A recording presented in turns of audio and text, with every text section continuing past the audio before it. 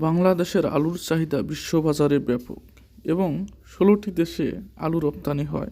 উল্লেখযোগ্যভাবে Malaysia, Singapore, Sri Lanka, সংযুক্ত আরব আমিরাত, মালদ্বীপ, সৌদি আরব, কাতার, বাহরাইন, ভিয়েতনাম ও ব্রুনাই, নেপাল এবং রাশিয়া।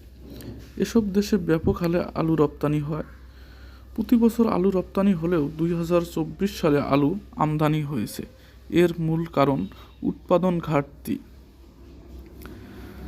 উল্লেখযোগ্যভাবে 2021 সালে সর্বোচ্চ রপ্তানি হয়েছে এবং সেটা 2,84,000 মেট্রিক টন, যা বাংলাদেশের ইতিহাসে সর্বোচ্চ।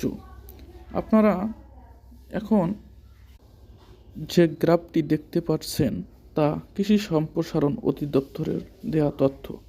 2013 সালে 1,02,000 মেট্রিক টন আলু রপ্তানি হয়েছে, 2014 সালে 91,000 মেট্রিক টন, 2015 সালে 40,000 মেট্রিক টন, 2016 সালে 56,000 মেট্রিক টন, 2017 সালে 54,000 মেট্রিক টন, 2018 সালে 35,000 মেট্রিক টন, 2019 সালে 54,000 মেট্রিক টন, 2020 সালে 56,000 মেট্রিক টন, 2021 সালে 2,84,000 মেট্রিক টন, 2022 সালে 1,07,000 মেট্রিক টন এবং 2023 সালে 90,000 মেট্রিক টন এবং 2024 সালে 1,00,000 মেট্রিক টন আলু আমদানি করা হয়েছে, কিন্তু রপ্তানি করা হয়েছিল মাত্র 10,000 মেট্রিক টনের মতো।